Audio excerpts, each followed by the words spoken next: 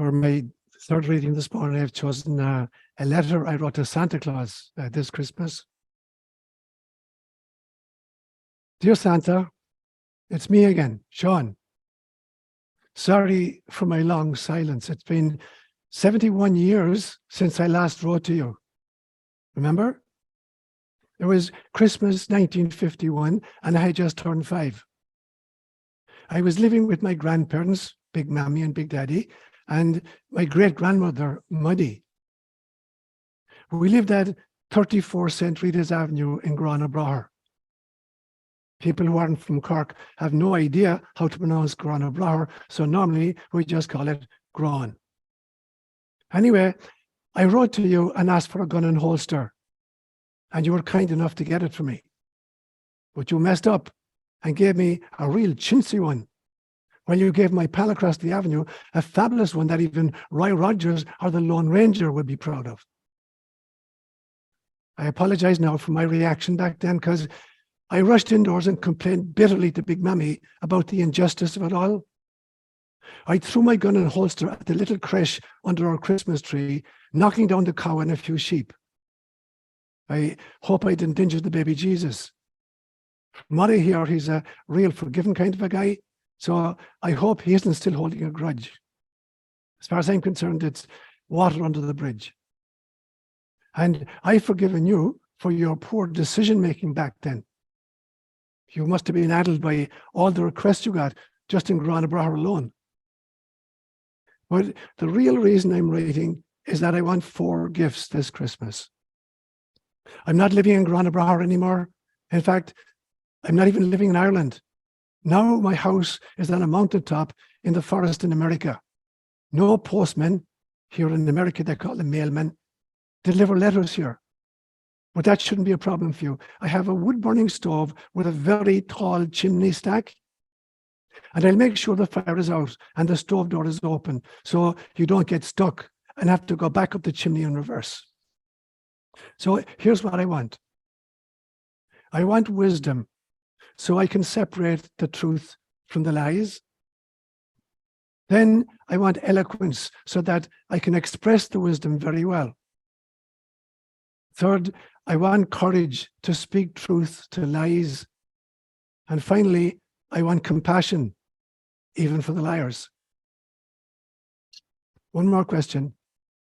How will I know if you've delivered them? Yours sincerely, Seán ÓLaoire.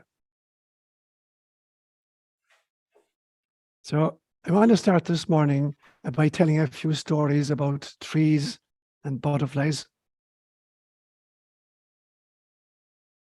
When I lived in Kenya, there were a lot of giraffe in the area in which I lived, and we had a lot of acacia trees, big tall trees with thorns on them. But the thorns couldn't protect the acacia trees against the giraffes. And so what they did was this: when a giraffe attacked an acacia tree, the acacia tree would release toxic pheromones. And any acacia trees that were downwind would pick up the message. And by the time the giraffe got to the next tree, the pheromones were in full flight, and the giraffe couldn't go near them.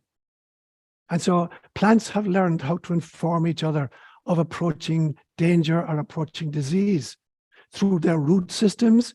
You know, if the danger is airborne or coming from the soil itself, and through pheromones for other kind of animal predators.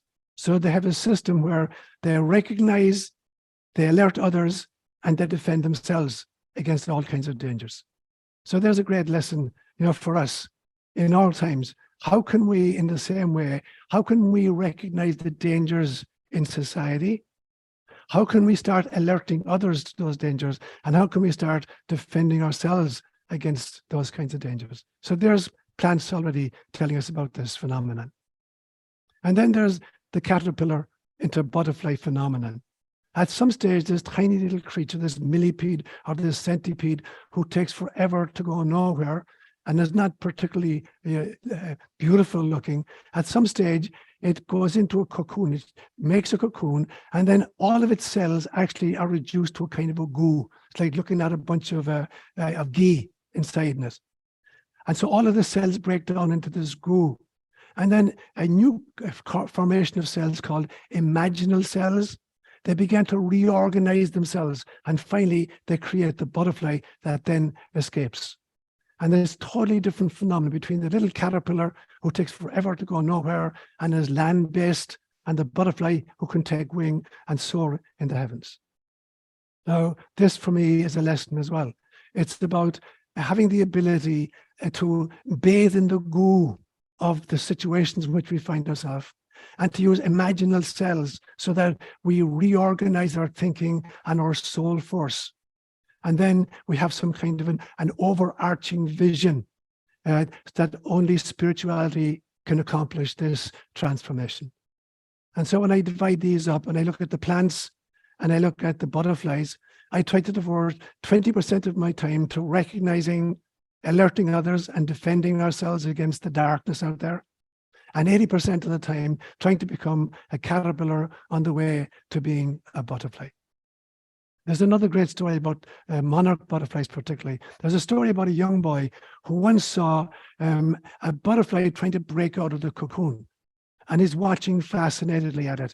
And it's taking a long, long, long time to break out. And there's only part of his body has emerged, and he's still struggling really, really difficult. And so the little boy decides to intervene and to set the butterfly free. So he starts very gently breaking the cocoon so as to set the monarch butterfly free. And indeed he did set him free. But he crippled the butterfly in the process, because it is the struggle to get out of the cocoon that releases the lactic acid into the wing structure of the butterfly, enabling it to fly. And now that structure is deficient because he didn't have to engage in that exercise. And so the little boy, in attempting to help him, actually crippled the butterfly. And for me, the lesson here is that hardship is not an accident. It is the key to going forward. And I'll say a lot more about that in this homily. Realizing that the difficulties we experience, whether it's at an individual level, a community level, or even a global level, this is how we strengthen our wings to take flight and to transcend into different kinds of dimensions. So with that storyline, let me begin. Last week, I told you I was taking the theme for the month of January, a theme about the evolution of Gaia, the evolution of COJ that I call Warriors on the Way. We're in our wow phase, and also individual evolution. I talked about that last week. And I talked about, the fact that we need to do a three-way pivot, that we have to be a focus, on a community, a focus on the message, and a focus on liturgy. So that's where I went last week with it. So I want to build upon this week. And I'll just make two main points again today. The first one I'll talk about is Superman. And the second one I'm going to talk about going from crumbling to chaos to order. So let me talk about then this notion of the Superman. It's interesting to me that some of the great teachers have used this kind of a title. Sri Aurobindo came up with this. He talked about the Superman, and he said, man is a transitional being. We're a life force on the way to evolution. So our present state is merely transitional, and it makes perfect sense. Why would we think that life on planet Earth, it began 3.7 billion years ago, the first cells, and it developed slowly into multicellular organisms, and then marine life, and then amphibians, and then reptiles, and then mammals, and then hominids, and then Homo Sapiens, and then Homo Sapiens sapiens. Why in God's name we think that evolution is now just kind of, right, I've done it, mission accomplished, I'm going to stop evolving at this stage. We're only maybe halfway through the process of our evolution. And so we have to realize that this is a journey that continues. We're transitional beings. Homo sapiens sapiens is a transitional being. The question is, what is the next stage of our evolution that we're going to embrace? So that was Sri Aurobindo's take on it. Even Nietzsche talked about the Übermensch, the kind of the superior person. Now, I'm not quite certain what he had in mind about that or how he set about going about it, but he definitely had a notion that the present state of humanity, wasn't the final stage of humanity. And then when you read the Gnostic Gospels, particularly the Gospel of Thomas, you get this statement where instead of talking about human beings, Thomas talks about true human beings or truly human beings. So for the Gnostic or the mystic, there's a difference between being a human being and being a true human being. Because the true human being is identified not with the physical spacesuit, but with the soul inhabiting it. And you look at the teaching of Jesus, and it's interesting in the first reading today that Jeff picked up on this from Richard Rohr and from St. Ignatius of Loyola, where Jesus says, I am in the Father, and the Father is in me. In fact, he says, I and the Father are one. To see me, Philip, is to see the Father. And again, in the same passage in John's Gospel, this is the Last Supper. This is the last homily he will ever deliver to his disciples. Within 24 hours, he'll be dead. And he says, the same things I do, you will do. And even greater, because I'm going to send you the Holy Spirit. Which brings me then to my own theory. A few nights ago, I had a dream in which I got a definition of what the Holy Spirit is. And what I heard in my dream was this, that the Holy Spirit is the divine womb in which embryonic Christ consciousness is bathed in the amniotic fluid of pure love. You run that by you again. For me, what I heard was the Holy Spirit is the divine womb in which embryonic Christ consciousness is bathed in the amniotic fluid of pure love. That's the function of the Spirit. So when Jesus says, the same things I do, you will do, and even greater, because I'm going to send you the Holy Spirit. What he's saying, as far as I'm concerned, is, okay, now that I ascend back to the Father, I'm going to send this Holy Spirit. And it's the divine womb in which the embryonic Christ consciousness of all of us on planet Earth right now will be bathed in the amniotic fluid of the pure love that God has for us, Mother God has for us.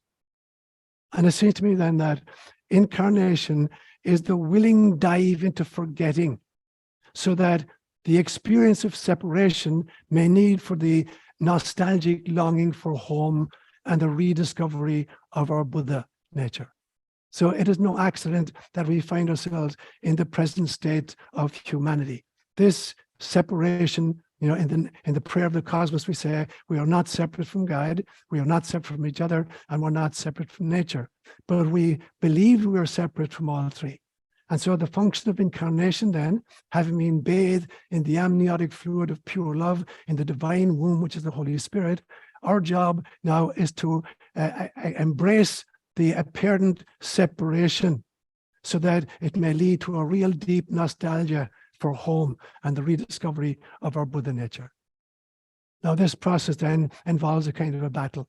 It's a battle between, on the one hand, what I've called Homo artificialis, which is being created by Homo sociopathicus, courtesy of groups like the World Economic Forum, on the one hand, and on the other hand, Homo spiritualis, which is the inborn impulse to return to source and to return the entire human family to source.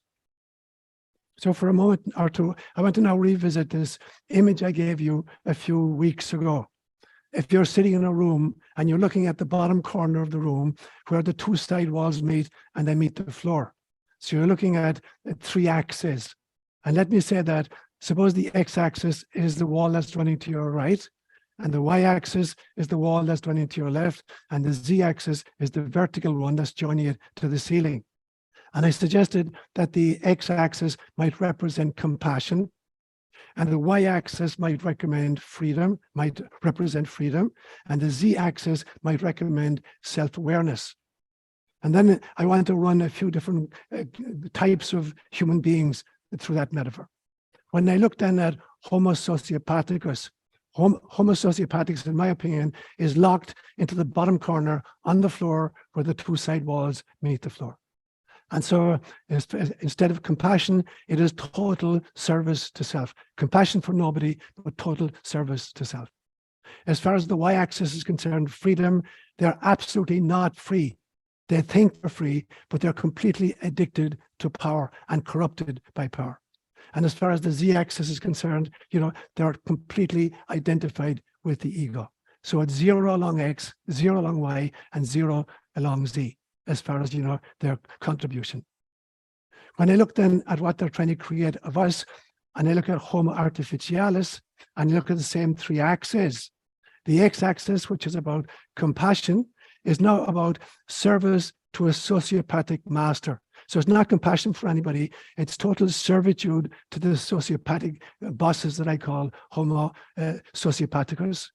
And the y-axis, which should represent freedom, in fact, only represents programming.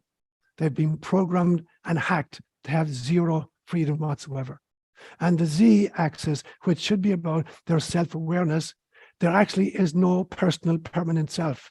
It's rather, it's defined for each of them by, and it constantly changes according to the will of Homo Sociopathicus.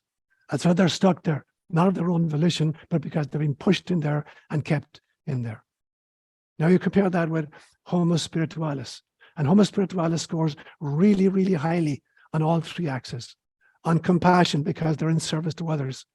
In freedom, because they're not addicted to themselves, or it's not just free will where they can do whatever they want.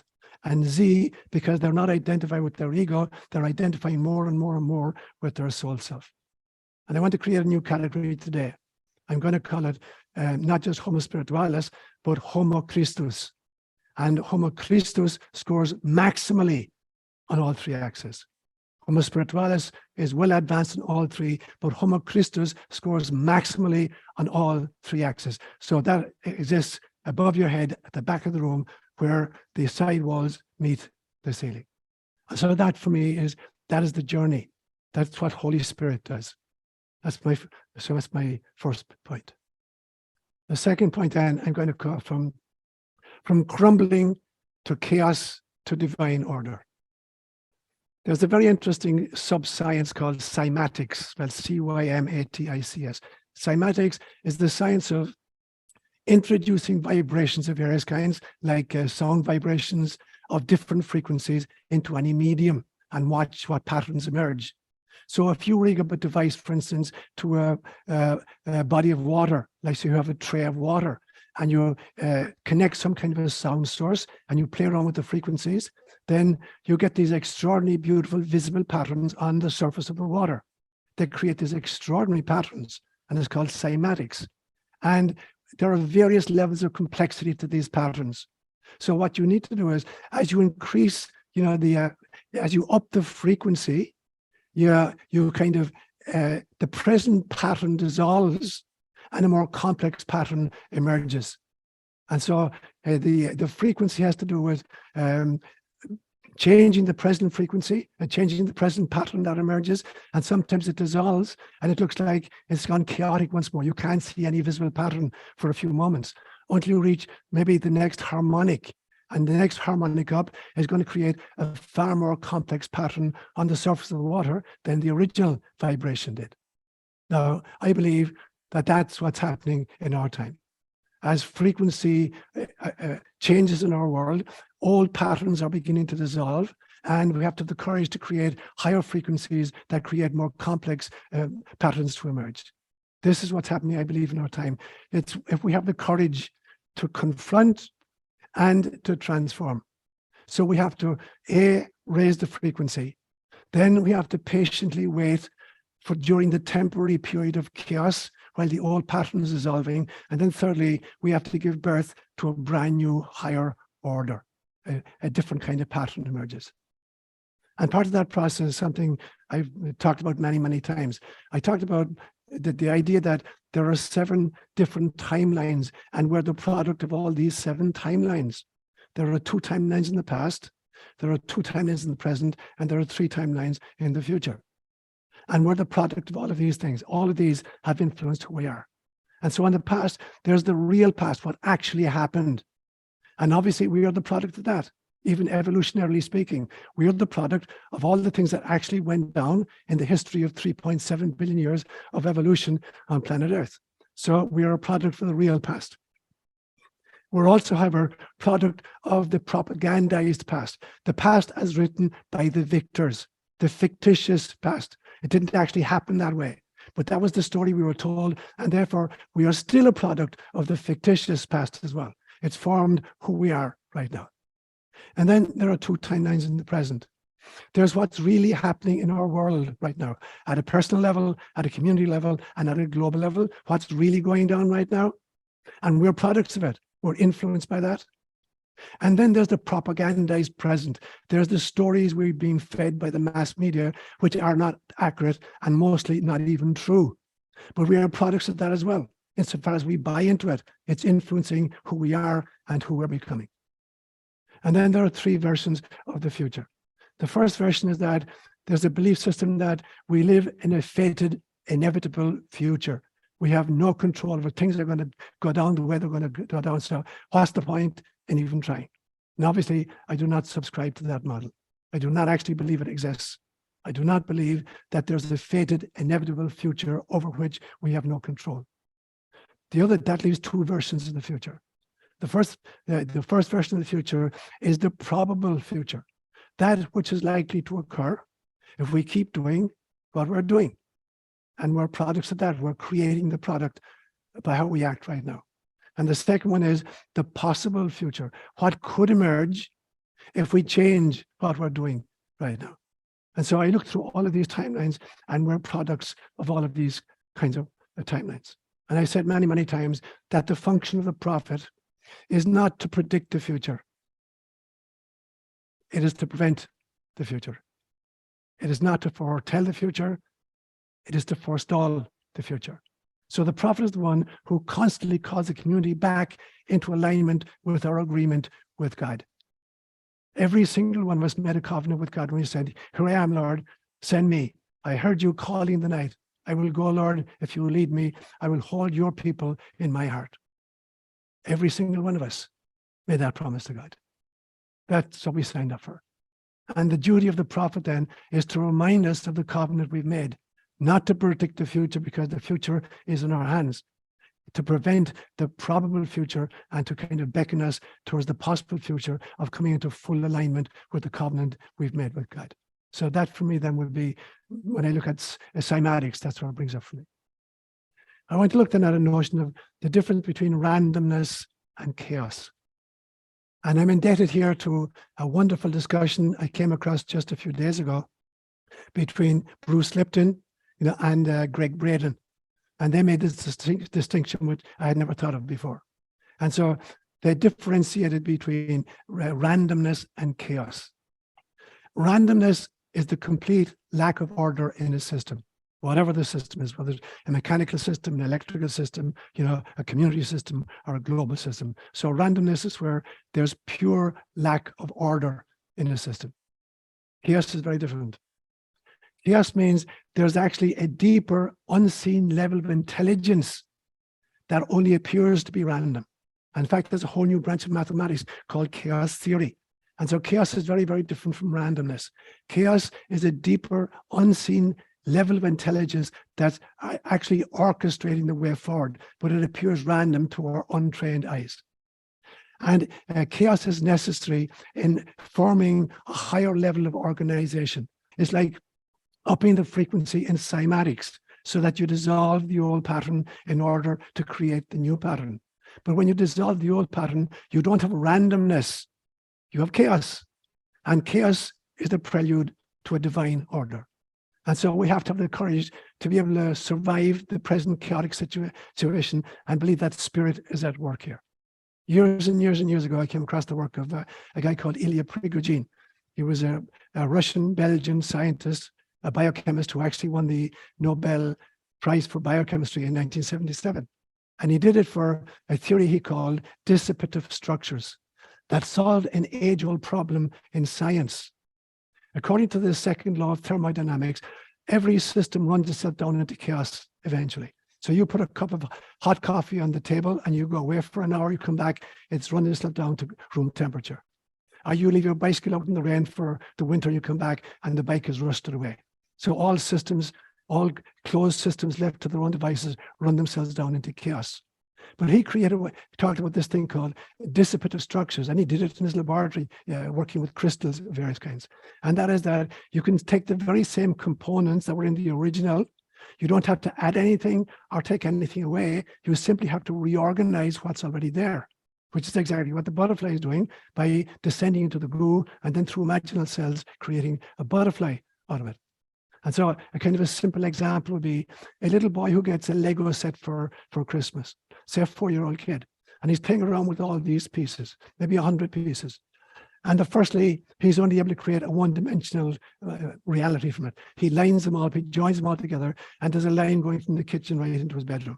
It's a one-dimensional reality. And then he gets more creative, and he breaks it asunder, all the pieces asunder. And now he creates a big, big circle in the sitting room floor from the same pieces. Now he's created a two-dimensional reality from the same pieces. He didn't add anything, take anything away, but from one dimension, he's gone to 2 dimensions. And then at some stage, he breaks up the circle completely into its constituent elements, and he builds a house. And now he's gone 3-dimensional. So he's gone from 1 dimension to 2 dimensions to 3 dimensions without ever adding or subtracting anything. In a sense, that's what dissipative structures is about. And that's the difference then between randomness and chaos in our times. And so in our times right now, well, in order for us to create the next step in planetary evolution, we have to break down the existing systems in the same way that a little kid breaks down the individual pieces. But most people see the breakdown and they get scared. They think the Lego is being destroyed and can never be used again. And that's not what's happening. We need to dismantle the very foundations of the existing systems because they're not working. Our political system is not working. Our economic system is not working. Our educational system is not working. Our health system is not working. Our religions are not working. Again and again and again, these need to be dismantled in some way so that they can be revivified, so that we can build better using the very same components. Nothing is thrown away and nothing needs to be added. We simply need to reconfigure the pieces. And I've used this quotation many, many times with you from the Gospel of Thomas, where he says, ask, those who seek should not stop seeking until they find. And when they find, they will be disturbed. And when they are disturbed, they will marvel. And when they are marveled, they will rule. And when they rule, they will rest. If you're serious about your spiritual journey, or if you're spiritual about your commitment to God, to kind of build Christ consciousness into our times, you have to keep searching. And you'll find. And it will scare you, absolutely scare you. Because it's like your model of reality is going to be pulled out from underneath you and you've no ground to stand on. So most people will run back to the safety of the old systems. But those who have the courage to be disturbed will get to the next stage where they will marvel. They will suddenly see that the illusion has fallen from their eyes and they're really seeing what our purpose is on planet. And then they can rule. Not that they have dominion over others, but they have total control of themselves. And then they can rest. That's the journey back into source. So only the unsustainable systems are breaking down. And they're breaking down under the weight of their own inadequacies. It's not that anybody is causing them to collapse. The systems themselves, because of their inadequacies and their ineptitude, are collapsing under their own weight. And so there are other systems which are not collapsing because they're not problematic, and they will continue. But very, very often, we don't even recognize what they are because the squeaky wheel tends to get the attention. And so we have to realize that evolution is an epigenetic phenomenon. Epigenesis means that all subsequent stages incorporate and go beyond the previous stages. And so the new order will include all of the sustainable systems, and it will shed the unsustainable. And the key to this change is changing our consciousness. It is the only way, and it is the fastest way to shed the unsustainable. I talked to you many times about water projects I was involved with in Kenya because I lived on the edge of the Baringo Desert. Many water projects taking water from a source to a village. And most of them highly successful, but on 2 occasions being very unsuccessful. And on 1 occasion, having piped water for 2 miles to the village, we found out that the pipes had been pierced by somebody with a spear, jabbing a spear into the PVC piping. And so even though the water was good, the structures couldn't deliver the water to the consumer. That's when you've got bad systems in place. And the other one was where we piped water for 2 miles to a village, turned it on, the water flowed copiously, and 2 days later, everybody in the village was down with, kind of a stomach upset because the water source itself had been poisoned, not intentionally, but it was bad water. And so we were, in some senses, poisoning the consumer. And what it said to me was that there are two components. There has to be individual transformation represented by the water in the pipes, and there has to be transformation of the systems represented by the pipes themselves. That's what I mean here by the transition into the new order. And it's the realization that only a change in consciousness can achieve this. There's no point in changing structures and populating it with people who are not committed to their own personal transformation. They will corrupt the systems.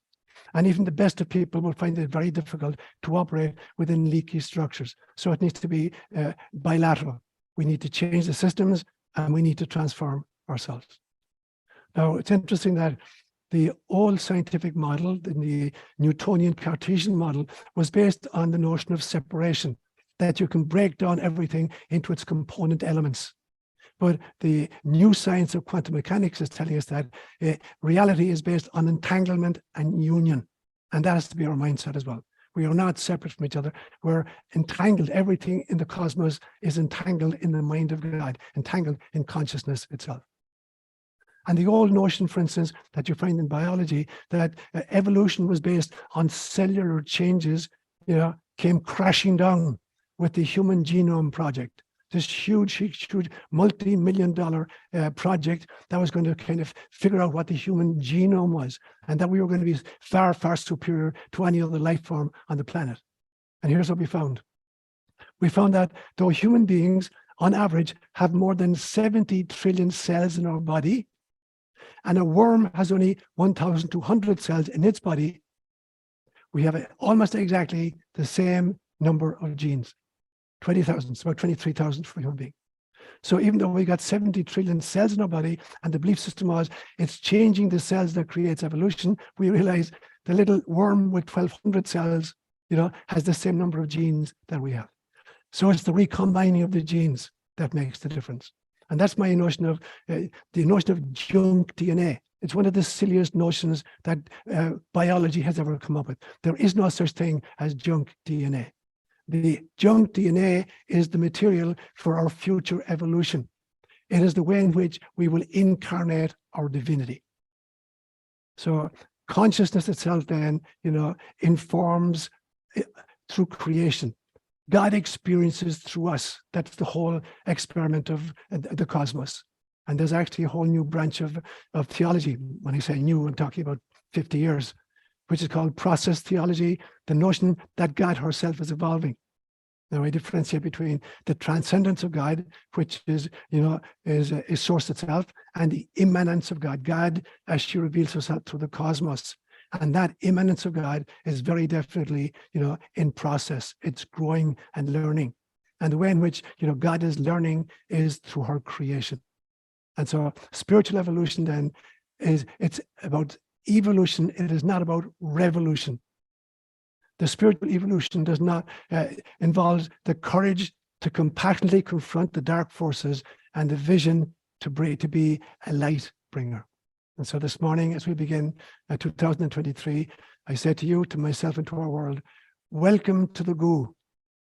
Now, go create a butterfly, I must say.